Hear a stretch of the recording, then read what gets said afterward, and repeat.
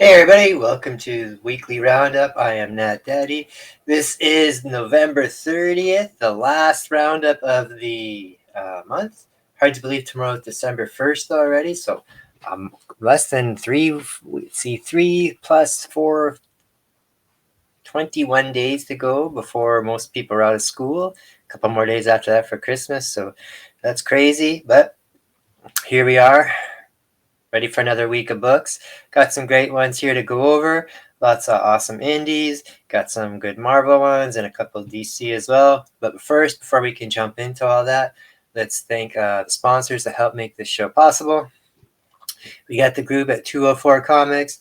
Those guys, that's where we get all our books from. That's where we get our videos from in the week there. When you see me put the what's new on the shelves, that's from 204 as well. 204 Comics is where I do the pull list as well too, and we'll go over some FOC dates in a little bit. Also, we got Primo's Wrestling out of Winnipeg here. Not done for the year up until I believe it's January 20th is the next event in town here. So when we find more about that in the future, we will. Love working with them as well. And of course, we have ourselves to thank. We got lots of books up for Christmas sales, and hopefully you want to get some of these. All these can be found on the website. If you want to reach out just on the Nat Daddy Facebook page here after the video, that's no problem as well too, especially because we have those new Archie books there. We got the Josie and the Pussycats and a very special. Got those in right now. And on the 13th of December, the Sabrina the Teenage Witch holiday special comes out as well too. So hopefully we should be able to get those in time. They go out on the 13th, so hopefully we'll get those in right before Christmas. So hopefully local people can grab some of those. If you want them, just let me know. We are the only ones carrying them right now. All right, let's jump into some books here. I think that's pretty much it, really. Actually, you know what? Let's do the FOC since we were talking about that earlier. For anybody who is looking to have their pull list updated by Saturday night, make sure you have your orders into your comic book store for the final order cutoff, your local comic book store, like I said. If you use the League of Geeks website or the League of Geeks or League of Comic Geeks, I believe it is, app, you hopefully can connect to your local store and just do it right through there. The books on the FOC this week are for December 27th, it's just the Boom books. On January 3rd, you have the Dark Horse books, Dynamite books, Vault, and Massive. January 10th, you got the Image books, AWA, DC, and Scout Comics. And January 17th, we have IDW. And there's no Marvel on this FOC, so I'll save you a little bit of cash. All right, let's jump into the books we read this week. We'll start off with, since we were speaking of Archie a little bit earlier, this is what I read digitally this week. The last 3 weeks, I've had my Archie digest next to me, and I forgot to show you all three of them. All Christmas related, of course, because Archie is the official comic book of Christmas. So I was going to show those all to you tonight, but didn't bother. But I have this one to show instead. This is Archie's Christmas Stocking. So we got a book here. Has a bunch of Christmas stories, all themed for Archie and those characters. Definitely great for Christmas stocking. So pick that up if you can. It's got a nice Dan Parent cover there as well, too. So. On the opposite end of the spectrum, we have a one-shot from Vault Comics. We have another adventure of Barbaric, Owen the Barbarian and all his croonies and friends and people from that Barbaric universe. They're introducing a new character here. He's a knight, and he has a cursed weapon as well, just like Owen. Owen the Barbarian has the cursed axe. It's just named Axe. He's a bloodthirsty axe that gets drunker and drunker on the blood. And we have something similar here with this knight and his flail. So pretty funny. If you're familiar with any of the other Barbaric stuff, you'll definitely enjoy this. This is definitely not for kids. It might even offend most adults, but it is pretty raunchy humor and a lot of blood and gore in there too. Definitely in your fantasy barbarian D&D type of style. So lots of fun there. I love the barbaric stuff.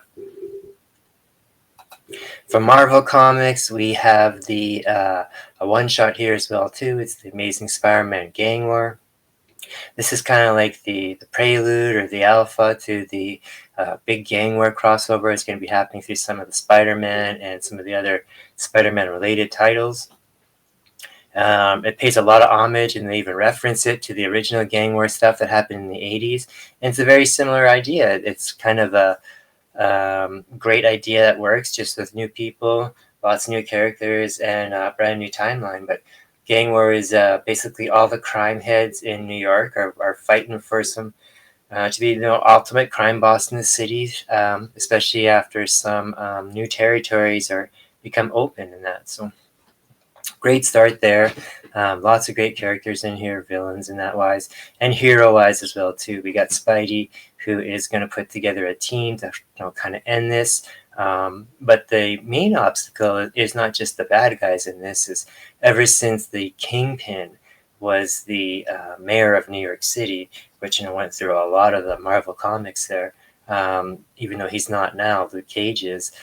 Repercussions left over from that is that anyone who acts as a superhero in New York City is seen as a vigilante, and they're actually seen more as a villain. So you got that kind of nonsense going on there. So what specifically ties right into that is the Luke Cage series here. I believe it's going to be a 4-part series or a 2-part series. I think it might be 4. And again, like I was talking about, Luke Cage is the mayor of New York, and he's kind of tied. His hands are tied. He can't really do anything because he's the mayor, and he can't go out being a vigilante. He can't support any of the vigilante heroes, and he has to kind of police them if they do show up in that. So it's great to see all this inner conflict in that going on. At the same time, it's a great story so far. I'm really enjoying the beginning of this gang war thing. So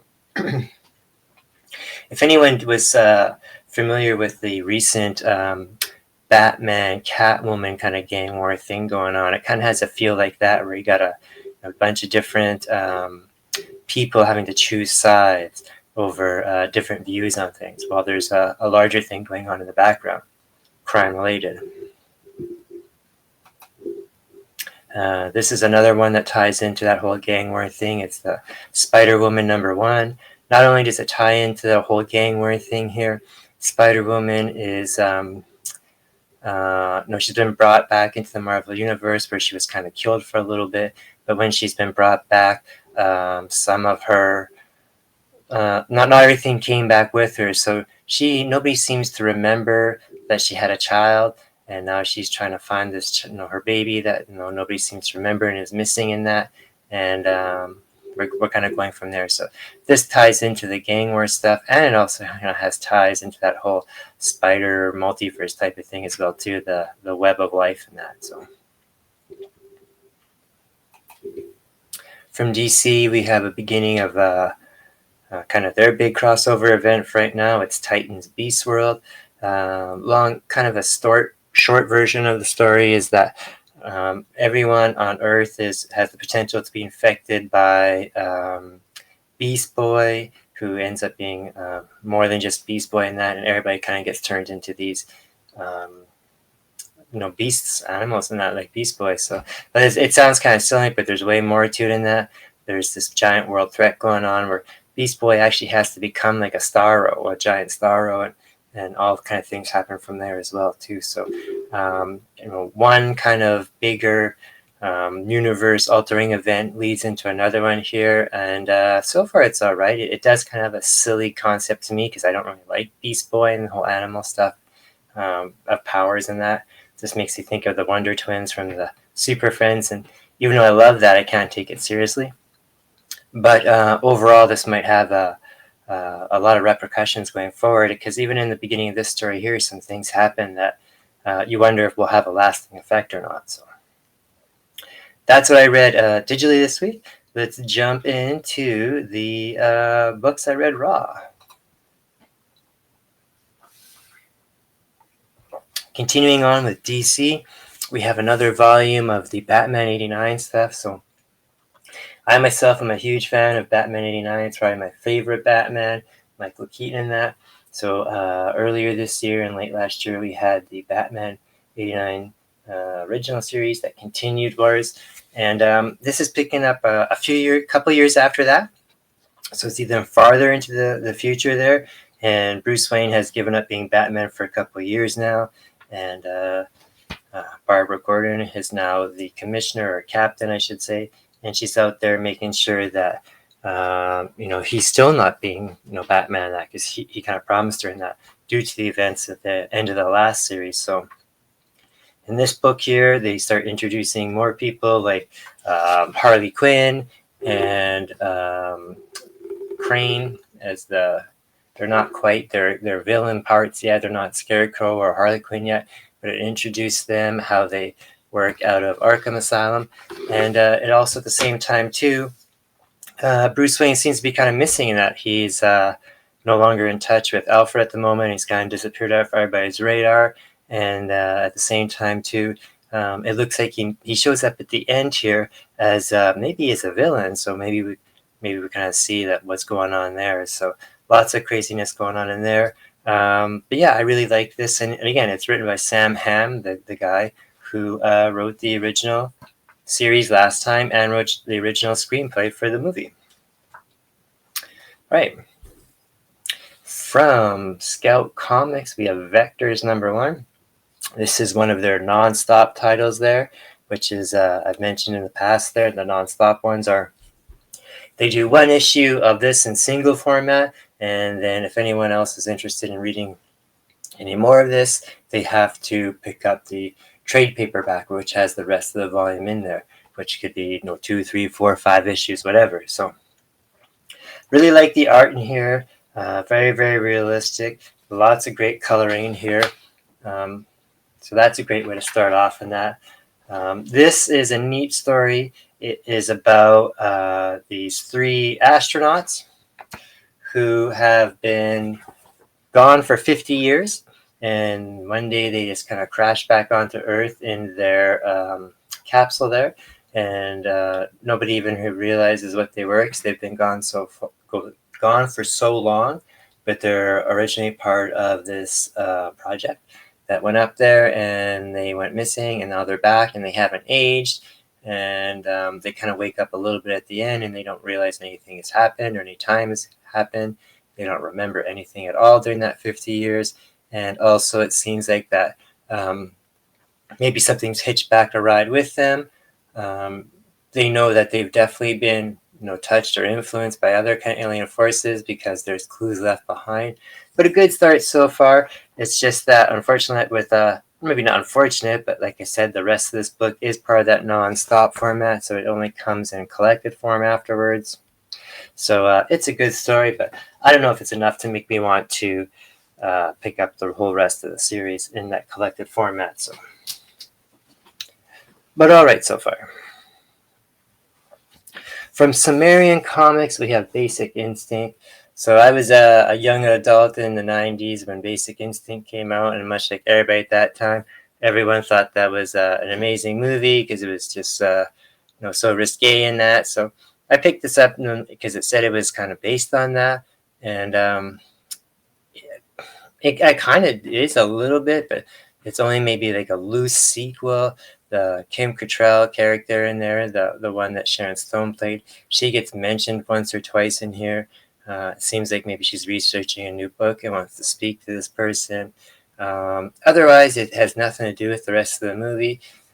But it is kind of a little bit of again, of a risque story in that. Some beautiful artworks. I will give it that, and that's some beautiful coloring and artwork. Story-wise, it's again, it's about this person and a murder, and are they being accused of it? Did they do it? Did they not do it? So it does have a whole murder story to it. But again, whether it has anything to actually really tie it into that whole Basic Instinct movie stuff, we'll see, I guess, a little bit later on. Because like I said, at the end of this story, the person who is kind of involved with this murder, but we don't know if it's indirectly or not, is contacted by the Kim Cattrall character. I guess she wants to do some research or whatever on it. So again, sounds a little confusing. I was a little confused reading that, and I've also heard from other people too who have read this book and reviewed it too, that same idea as well. So we'll have to give it a second issue to hopefully to clarify it up, but it does have some beautiful art in there. From Opus, we have Space Truckin'. This I thought was going to be a lot of fun, just from what it sounded like description-wise and by the cover in that, and it really was. Artwork inside is quite nice, and again, another book that has just some amazing coloring done in it. The actual use of all these pinks and purples in that are very kind of futuristic. This is about a woman. She's like a smuggler type of person, and she's been captured by some bounty hunters and brought to a jail.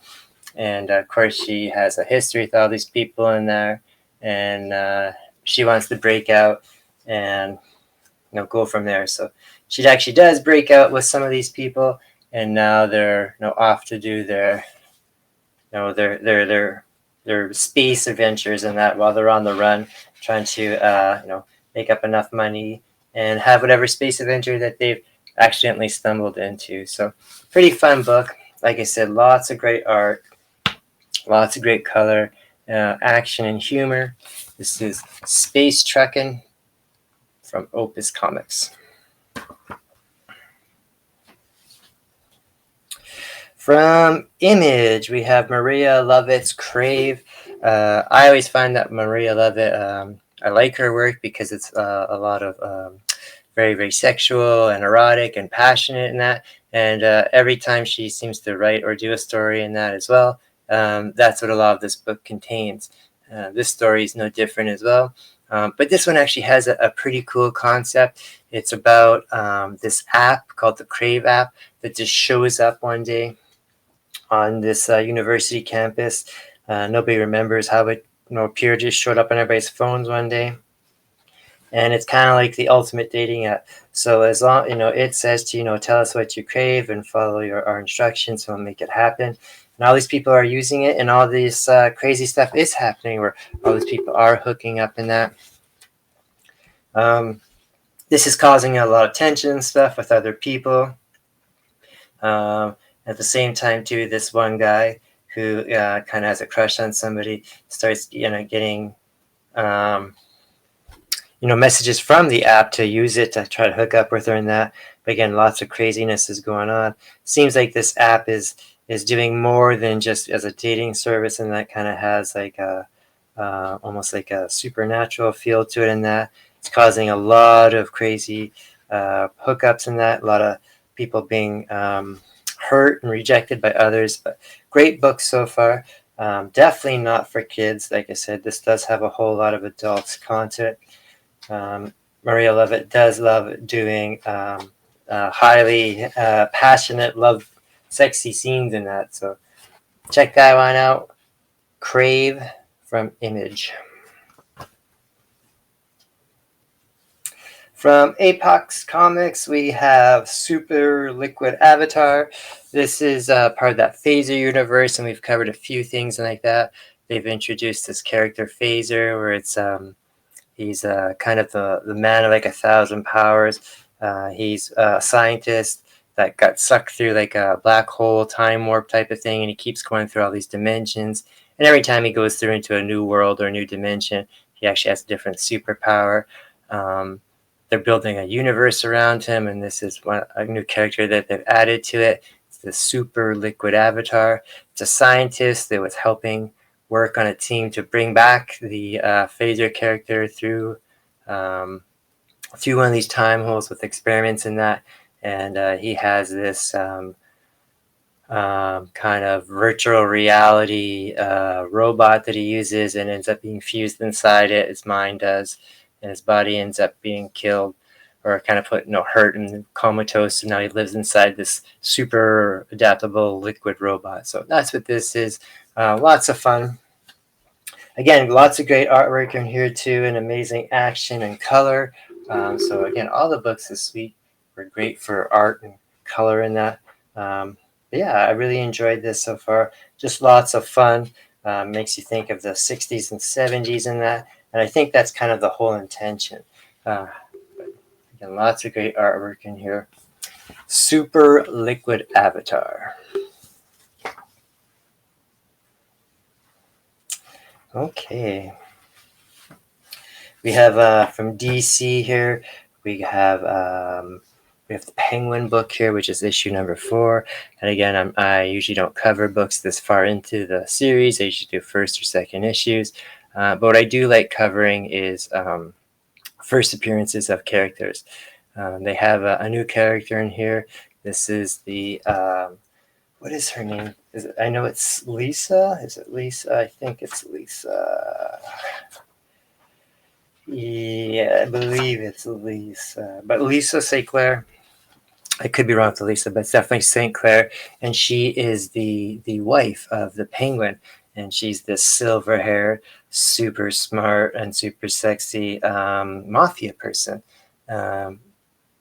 If it sounds familiar, because she is a real character, I believe she was introduced in the original Batman animated series, but now this is her being introduced in the real DC universe. So this is all part of the Penguin trying to get back into Gotham and get into power, while everybody still thinks he's dead. So he's, kind of out doing these underground, in the shadows, setting up a new kind of life and a new power structure. So really interesting character.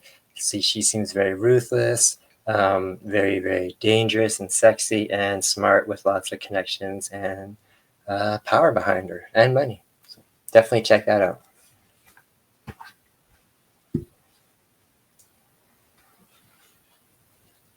From Blood Moon Comics, I should say. This is Haunted House, a love story. This one is kind of my sleeper of the week. I was looking forward to it because I like any kind of like haunted house type of story. This one kind of took me by surprise just because it was such a neat story. Again, artwork in here is great. Lots of very great, realistic and spooky artwork in here, which is quite relatable and great for the story ambiance-wise.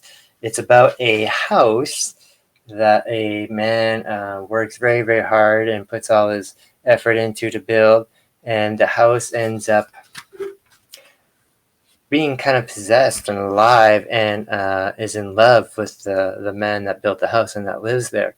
So much so that it's if anyone else comes around, they get hurt because the house is jealous of it, and that the house almost seems to be almost kind of like a parasite as well too, because the longer the gentleman's inside there, the more sick and deteriorated he gets. The man that lives in the house also ends up finding a doctor local who makes house calls, and they end up kind of falling in love and having a bit of an affair. Although the house puts an end to it by hurting the gentleman, so all that goes on. At the same time, too, there seems to be a creepy man that just kind of shows up every once in a while, just being creepy. And even though he's a neighbor just walking by, but again, it's a very isolated area, so there's definitely something supernatural about him. And at the end of this story, the original people are no longer there, and it's going to be the next issue is going to be about more of a modern family moving in there. So we'll see what happens there as well too, because the house will not be happy that someone else is moving in there. So we'll see what happens there, but pretty spooky. But again, I liked it quite a bit. Haunted House, a love story from Blood Moon Comics. All right, we're down to our final couple here. We got from Opus Studios, we got Nadia and the Nanobots. This one is also pretty neat. Wasn't sure what to expect about it when I first read the synopsis when it came to the FOC. But again, awesome artwork on this one as well too. We're in the future where robots are definitely around. They're around just as much as people, and they live in society just like people do as well too. What's also going on in here is that everybody is hooked on these things called, I believe they're called emo pills, where how everyone is like they take these pills and they kind of dive into these virtual realities, kind of like the Matrix and that, right? Or like VR headsets and that. But it's all with these pills. This one robot is super obsessed with this woman. She is kind of like an adult star, and he's like super obsessed with her. And they both, him and his buddy, work in the factory where they make these pills and that. So shit goes down in the factory. They end up getting out of there. There's all kinds of commotion going on. They end up stealing a bunch of pills. They end up, kidnapping not kidnapping, but rescuing the woman who makes these videos. And they want to help her out and everything, and this guy's getting way into over his head in that. And actually, at the end of the story here, she ends up, bashing his brains in and taking off on her own and that. So this was a really great story. Kind of surprised me as well too. Like I said, I really enjoyed the artwork in here. It is, like I said, great coloring, lots of great fine detail in the art. I like that kind of stuff, and just enough humor in here too to make it relatable in that too, even though the story is kind of like a little bit formula wise, but I like that pretty much. I think that could definitely be turned into some kind of movie or streaming property for sure. And my final book from this week, it was from Scout Comics. This is called This Little Piggy. Super gory and dark story here. Starts off right at the beginning, even super gory. We got this young guy, tearing apart all these bodies in here. That's just end up being a dream in that. We see this kid that is getting ready to go to school. I think he said he's turning 16. It's his birthday, and he's getting ready to go to school. And I wouldn't say he's a loser, but he gets bullied in that for sure. Doesn't have the best time at school. Kind of seen as a little bit of a loser in that, I guess. Actually, they say loser in here quite a bit. He's got a crush on a girl, and obviously the school jock jerk, kind of threatens him to stay away from him. That's a very, very cliche. This dude, he's going home. He's going to go camping with his dad for the weekend. They keep talking about it, how it's going to change his life and that. And you can see that the dad's packing up some weird stuff there. He starts packing up this looks like these masks, this piggy mask. So it makes you wonder what's going on. He goes, they end up going, they're setting up their camp and everything. We find out that the girl that he has this crush on, she's going away camping too, it turns out. But no, they're not related or anything like that. It just happens to be random. And it turns out once they get out there, that the camping trip that the dad has set up, that's big family tradition for him and his son, it is actually involving hunting and killing something, which turns out to be his friend's family. And this is all part of the ritual of his son becoming a werewolf. So the kid turns into a werewolf, and he has to hunt down and kill this family that they've rented out the cottage to, which he knows the school, the girl from school, it's his crush. So it's a father, the mother, the crush, the high school crush, and then the little sister. And the dad is like staple gunned, and they show the dad doing it, and it's very, very graphic. They show him staple gunning those little piggy masks onto the faces of these families, and then they set them free, and the kid goes after him, and he wants to do it. He's looking forward to doing it. So again, big character change from the beginning of the story, where the kid seems to be this kind of not antisocial, but this loser kid that's getting bullied on, a bit of a wimp, to now he's going to be this bloodthirsty, cold killer werewolf. So really enjoyed that one a lot.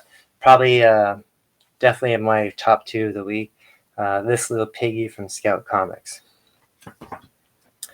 All right, everybody, that's what I read this week. Hope you thought some of those were good. Maybe you can check them out. If you read something else that you thought was good, or even something you thought was bad, let me know. Throw a note in the comments there. We would love to check out stuff that we missed, because it's impossible to cover it all. Otherwise, Do take a moment to subscribe to all the social platforms that we have. Otherwise, I will see you all next week. Peace out.